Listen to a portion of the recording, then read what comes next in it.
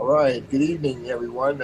We're here again with another Jazz Matters podcast. The podcast guest for today is Mr. Richard Brown, fantastic flautist. And we met a couple of years ago, and we had him doing one of our concerts. They appeared on one of Jazz Matters concerts at the Wren's Nest. So, Richard, just before we start, I want to let everybody know to uh, go to the website, Yes Jazz Matters, like us, subscribe, check out the Jazz Matters store, and check out the donation, especially because Jazz Matters is 501c3 and it's a nonprofit organization. So we're going to go ahead and jump right into it, Rich, and tell us now, for all the people who don't know you, where you from and how you got here to start to start the business that you're in right now. Okay, thanks for having me on the show. I basically got here because of family matters. My mom's getting up there. You know how parents are. They think they're indestructible. But I think she needed a little help, so I got down here to work with her and make sure she was all right. She's 86 years old, thank God, and I hope to see her get to be 100. So, but after I got here, of course, I started my music business again and started running around, meeting club owners, meeting musicians. It was a arduous undertaking, but finally got it done, and I ended up pretty secure in the Atlanta music world. Yeah. Now, you were speaking of getting down here. Where were you coming from? The New York area. Actually lived in Irvington, which is just outside of Newark. Yeah. I used to jump on a train and I'd be in downtown New York in 10 minutes or less. So I consider myself from the New York area at that time. Did a lot of playing there. Had a band there called Black Diamond. And basically, it was inspired by my cousin. I heard my cousin sing. I couldn't believe she could sing. I'm like, oh my goodness, I got to put a band together for this girl, get her out there, and get her career kicked off. She's in New York still, and matter of fact, I wish I could call it out. She has a job doing a Zoom right now, singing for a company on Zoom. Okay.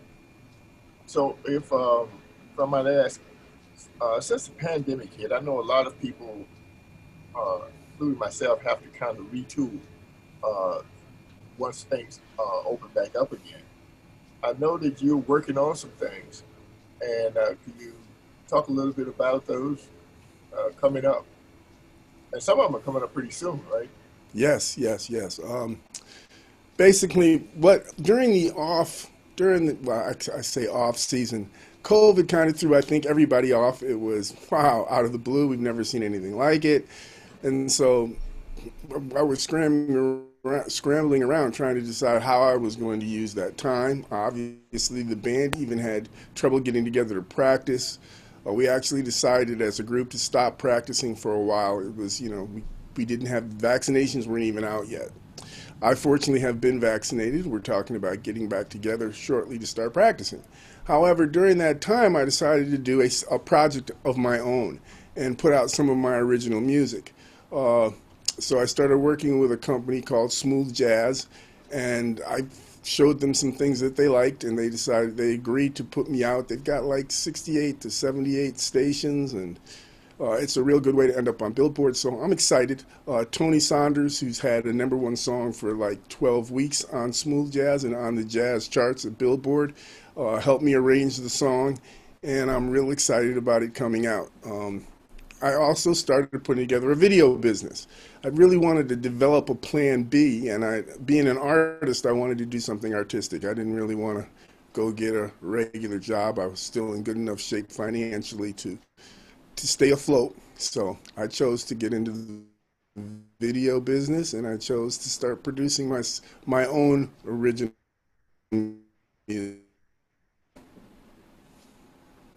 So, if in when you put together this track, were you able to use any of the players from your band that you had here, Distilled Butter?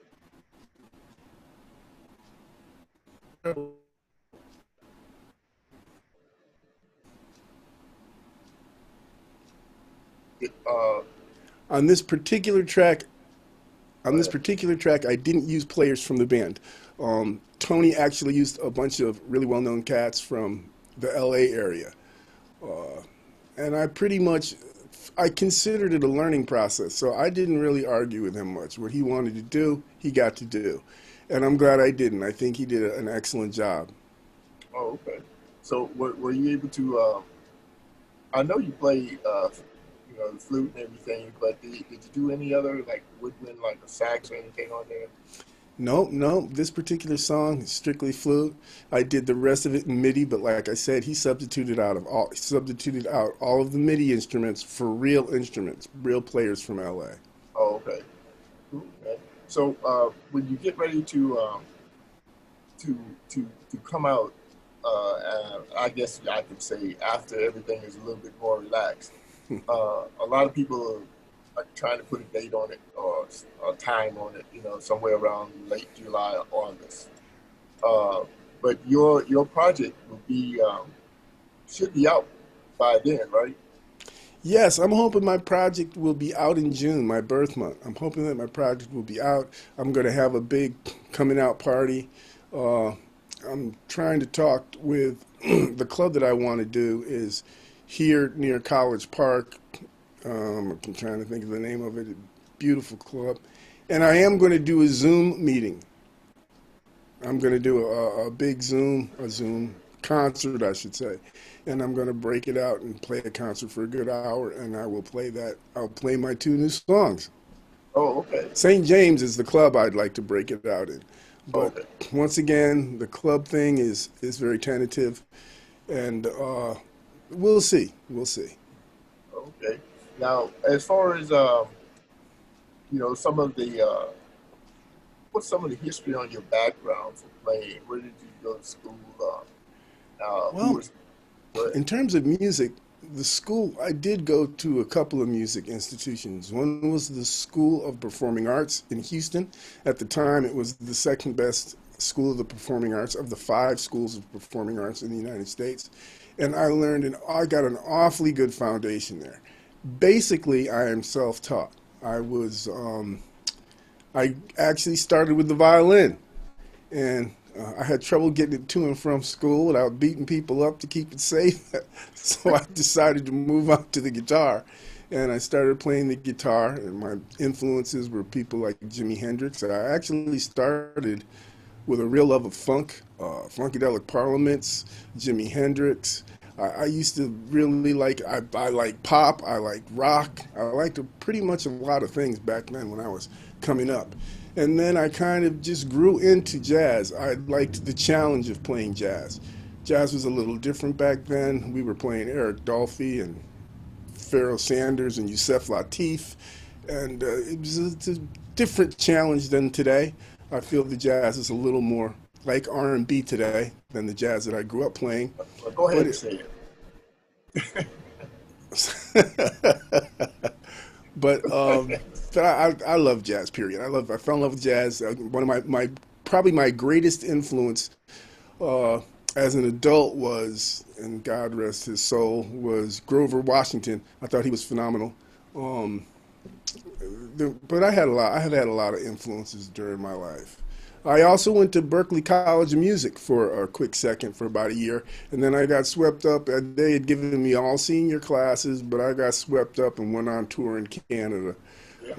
It was hard to not to play. I had been playing for so long and making money for so long. It was hard to turn down a tour. Sometimes I regret it, but most times I don't. I like being a player. I like that being my identity. Yeah. Now, when you were in Houston, were you in Houston? What city in Texas? Yeah, Okay. Did you ever, Houston, Texas. yeah, when you ran across uh, Laws, Hubert Laws? Oh, I loved Hubert Laws. Hubert Laws was another one of my inspirations. The Rite of Spring. The guy was just phenomenal. He inspired me to work on my tone, to get more into, to do some classical work. He really inspired me to finish my education in playing the flute. I was good. I think my soloing has always been pretty good, but my tone quality and which really express it gives you expression, how you slur notes, the clarity or lack of clarity of a note, which so long as you're doing it on purpose, really helps you express yourself, express whatever you're feeling or what you're trying to get out, and it broadens and widens the appeal of your solos. So I really, really looked up to Yusef. To Hubert Laws, and he was a great inspiration in my career. Yeah, you know, he came out to a club I was playing in called Dante's Down the Hatch. He came out and he actually did some Dante's, that's in Atlanta. I used to love Dante's. Yeah, down the hatch. right. And The Paul Brown trio. no, that was Paul Mitchell, Oh, okay. Paul Mitchell trio. Um, Paul and Mitchell. That's right. right, and then there was after Paul left. Well, actually, Paul got sick. He passed away. There was the John Robinson trio, but Mm. at one point they had two Dantes. He had two places. He had one in the underground and he had one in Buckhead. So, but anyway, Hubert came down to the one that we were in Buckhead, and we had a real lengthy conversation because he was in town for a concert they had over the Clark Jazz Office, and that was when they were doing things out on the lawn, out on the atrium, and everything, doing little concerts under the stars. So, but a person like him, uh, what he what kind of things did Bobby Humphrey bring to? Uh, Well, I liked Bobby a lot. I liked her songwriting. I liked the fruitiness of her songs. I think that I was trying to be a little too deep. And listening to her lightened up my approach to songwriting. It was made more, I wanted to do more fruity flavored type tunes that were more appealing to the ear as opposed to more dynamic and jazzy. So I really liked Bobby Humphrey. And I mean, another person who did that for me was a guy named Jethro Tull. Um, there was a lot of people who actually helped me look at different approaches to writing a song and different goals to writing a song. okay, and as a matter of fact, your goals for writing this new one, what are they? Actually, this one was the two songs that I just finished and I'm going to get out. My goal was to write stuff that had a cross appeal, that would appeal to rock people, pop people, uh, funk people. I wanted to start writing, and I still want to accomplish writing some stuff that really has a general appeal across genres.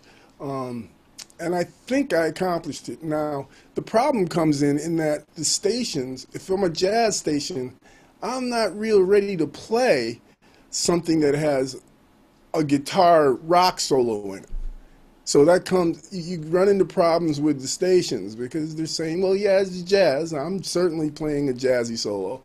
But then my boy, who is Trayman Young, who's just phenomenal on the guitar, he's the person that I like to do records with and make solos with. He's got kind of a rocky feel to him, which I like. I think it makes it appealing to a greater audience. But when you get ready to put it out there, the jazz stations look at you funny, and then the rock stations look at you funny. The R&B stations look at you funny. There's no words.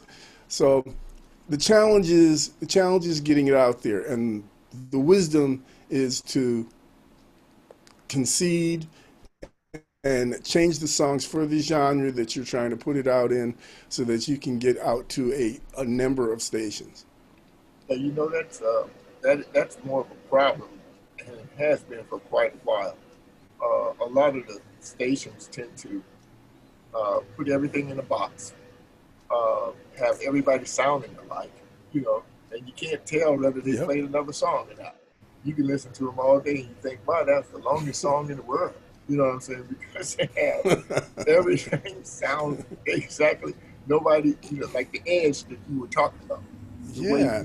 you express or really want to the guitar player compliment you in solo. Well, that's out of the main frame of, let's say, the smooth jazz stations, Right. you know, and I don't know why that is. It really is in my opinion, it's kind of a disservice to the musician to not allow him to be who he is. You know what I'm saying? That's the difference in what I hear now and what used to be like the different jazz stations that used to play jazz. Yeah. They played a real diverse group of people. Yeah, they Everybody had a really did. different sound. You know, Especially during that rock jazz era, when that came out, jazz was hey, it was instrumental music with solos and climaxes and declines. It was really wide open, like you said. And then one of my greatest idols, just to me, who I still idolize, is Stevie Wonder. To me, he was one of the greatest writers of all times, and categorize his music. Uh, he sounds jazzy, poppy, sometimes rocky, frequently funky. Stevie Wonder is his own category. And one of the things I believe, Luther Vandross is incredible. I believe that if you really want to be big and successful, your music can't be found someplace else. When you want to hear Richard Brown, you should have to go find Richard Brown. You want to hear Luther Vandross, you got to go buy Luther Vandross. You can't, you can't. There's no substitute. Matter of fact, the guy tried and failed terribly. You can't substitute for Luther. He's unique. His music writing is unique, and I feel the same way about Stevie. You can't substitute for Stevie. You want to hear Stevie Wonder? You got to go get some Stevie Wonder. He's incredible. He's unique. And I believe that when you write music, that's one of the things you have to, that's one of the underlying things you have to be striving for, your sound, a sound that is yours and yours alone, that people can only find when they come and get you. yeah, because I've been on this quest to find out why, you know what I'm saying, this pattern of jazz on a lot of radio stations tend to cookie cut every artist, you know, just have them like, you know, a bunch of cookies on a cookie sheet, you know, one's no different from the other. And it's almost like this, you can almost hear the suppression, you know, in the artist in order to get his stuff on those kind of formats, you know. I think it's really, it's time for a new format. That's all, basically. And the new music, I think that people have been shut down in because of the pandemic, will pretty much express that because it's a whole different way of thinking now. We have to think more, you know, virtual and a little bit more because our crowds are not there anymore. So that's a whole different feeling. I know for me. So I'm assuming that that's the way it is with a lot of people. That's the way it is with What do me you for think? sure. Say it again. I'm sorry. That's the way it is for me also. Oh yeah. Okay. What about now? There have been some younger musicians come up here lately.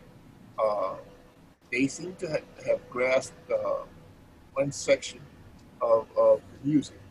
Uh, a lot of them, uh, you know, they go for, uh, I would say, the chops in them versus what I mean by chops is the linear part where they're solo ready, so to say.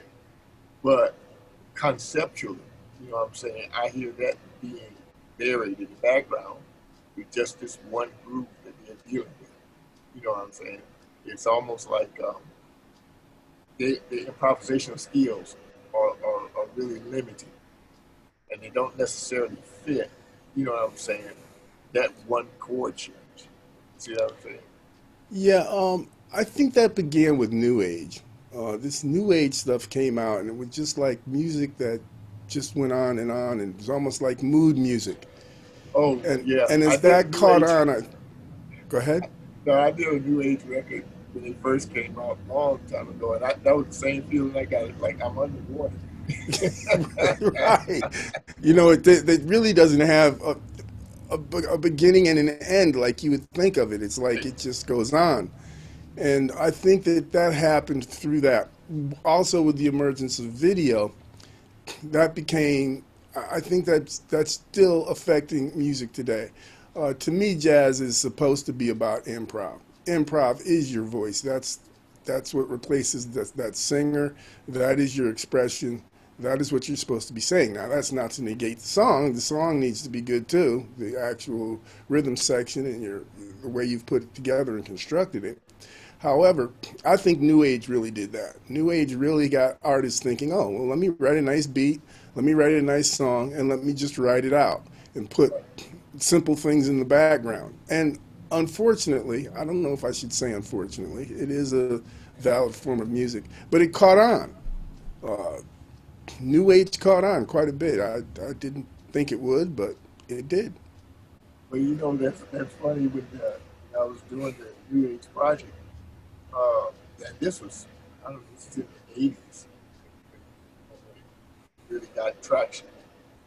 It reminded me of background music for film, where you have this mood and you have the video to complement the music, so to say. It was just a trip when I go back and think about what it was about. Some of it, some people did move it, a little bit forward, but it seemed like the most of them really was a lot of background music. It was the closest thing I ever heard to elevator music. But if everything goes well, we should be able to step that game up. And I'm looking forward to your project because I know you're going to step it up, right? And I hope so. definitely, how? Oh, you I will. hope so. Oh, nah, you will. The thing is, now, where can people go to hear your music, uh, read up more about you, try to get in touch with you? Sure. Um, I am in the process of improving it, but it's up. The old site is up. It's called distilledbutter.com. The name was, I came up with the name Distilled Butter. Distilled means pure, and butter means smooth. And the truth of the matter is, I sat there for 100 hours trying to find something that would come up on the internet. So if you type distilled butter, it comes up. You'll see all my stuff is on the first page. You don't have to go searching for it. Just type distilledbutter.com in any search engine, and you'll see my Facebook, my website, everything comes up. But distilledbutter.com. And that's about to greatly improve, like I said, as part of this project. I'm adding I upgraded my Distilled Butter website, and when you click on my picture to get my bio, instead of going to my bio, it goes to my new site, richardbrown.us, and you'll really start to get a bunch of stuff about me, and you'll be able to hear my individual music. And I think it's going to be an enjoyable site. In terms of reaching me, we're getting ready to add the fan club. All this stuff should get done this month. And the fan club, I'm going to be doing something called, they have Saturday Night Live. I want to do something called Friday Night Live. And I'm going to be doing a Zoom show every Friday night. I'm going to combine that with some of the members of the band. Selena Fields is an incredible singer. Bose Ajaka is an incredible singer. So we're going to be doing jazz and R&B Friday nights, probably starting in April. And we're going to be doing it through the fan club. You join the fan club and you can see us every single Friday night. So all we have to do is really just put the Steel Butter fan club, or how do we get to it? No, go to distilledbutter.com and you'll see a link to fan club. Okay, and that's where Click your on the link to the concert fan club. series. I'm sorry, That's where, yeah, you're gonna again? start your concerts there, right? Yep, we're going to try to start doing every Friday night, I believe in April. Okay, that's good. That's good information right there. Now you said that you had a little music you wanted to play back in the background for us. And Oh you're yeah, gonna I got talk. some. You're gonna tell us about it. You're gonna talk about it and how you come up with these particular tracks. Actually, this is not my song. This is a song by Ron McMillan called "Consuming Fire," and I just love it. I pick songs that when I'm driving down the street or I hear for the first time grab me. I like song because I think in terms of the audience in a club or the audience at a concert. You want to pick songs that grab the person the first time that you play them. You're not the radio. They're not going to sit there. You're not going to play the song three times. So I try to pick songs that people fall in love with instantly. And this song by Ron McMullen, Consuming Fire, is one of those songs. And I hope you enjoy it.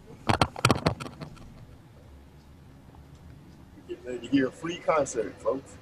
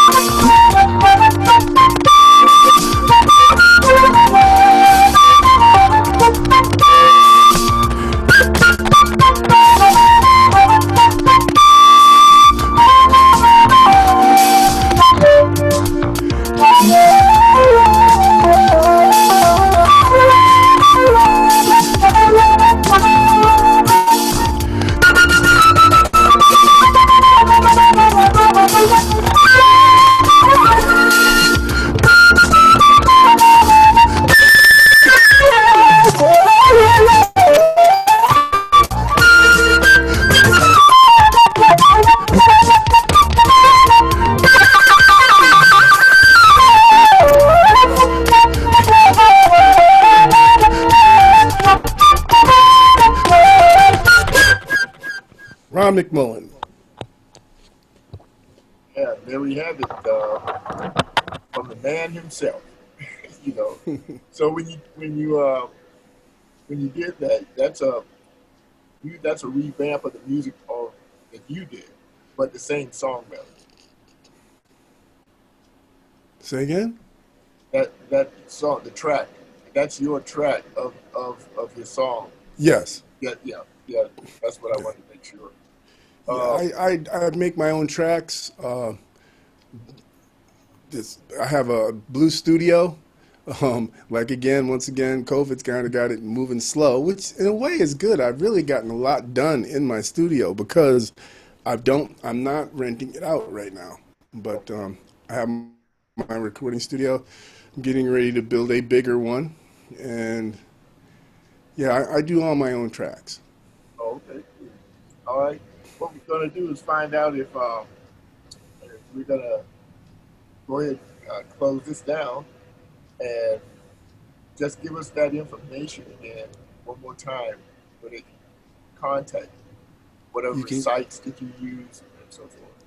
You can contact me at distilledbutter.com. Just like it sounds, distilled butter is one word, distilledbutter.com. Well, by the end of the month, you can skip distilled butter if you just want to talk to me, and you can go straight to richardbrown.us. I was surprised Richard Brown was available, but they've got so many endings these days to substitute for com that I found US. And so Richard Brown US, or the real one to go to right now is distilledbutter.com. And because through distilledbutter.com, you can get to my fan club. And the fan club, we haven't quite decided how we're going to set it up, but if you get into the fan club, you're going to be able to hear us play a lot. And we're going to have an archive so that if you miss a week, you'll be able to go back and hear all the shows that we do. Okay, great. All right, and that's gonna do is you can also check me out at yesjazzmatters.org, and you make sure you check out the Jazz Matters store as well as uh, go and check out the donut donut donate page. you know, because we are not. I don't send no Krispy Kreme donuts to me or nothing like that. Just check out the donate page. But all in all, thanks, man, Richard, for showing up and getting you up this early Hey, this morning. thank you, man. I appreciate you having me on. Oh yeah, no problem. When we get our situation straightened out again, we'll start doing more outdoor stuff as we usually do. So we will be calling on you.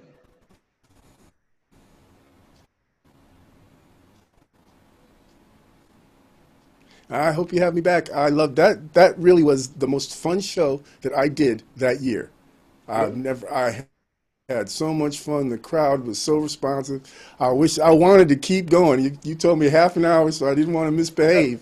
But boy, I could have played there for an hour and a half. Yeah, the crowd is really responsive out there, and they Yeah, really oh, get into the it was a music, great man. crowd. They really do. And we got a They lot of good compliments about your band and your performance out there.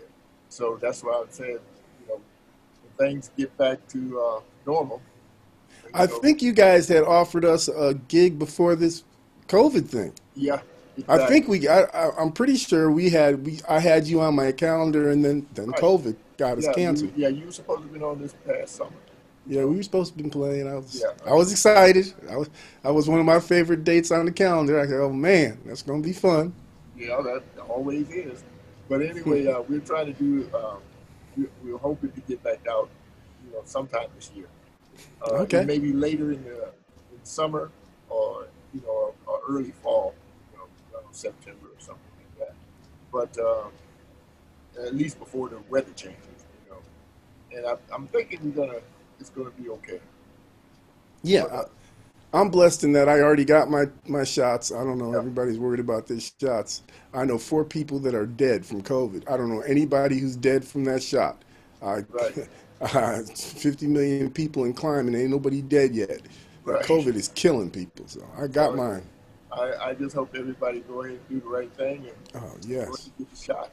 You know, yeah, scary. I mean, they're taking enough stuff over the counter drugs to kill them anyway. Why are you afraid of the shot? You know, Right, scared of the shot. right? Oh, that's funny. That's true. Taking all Yeah, kind of drugs, but they're scared of the shot. yeah. I mean, you gotta have a Yeah. cabinet full of drugs. They're just killing them like, all the time. They're afraid of this shit. I can't believe that. But anyway, we're gonna leave that to somebody else to talk about. And as soon as I hang up, I'm gonna go find you a decent picture and send it to you. If you don't like it, let me know. I'll send you a couple. I mean, I've got a Oh, lot of pictures. okay then, great. And you already sent me the sites and everything, so we're good on that end. All right, Okay. thanks again, Richard. All right. Thank you. All Later. right, peace, man.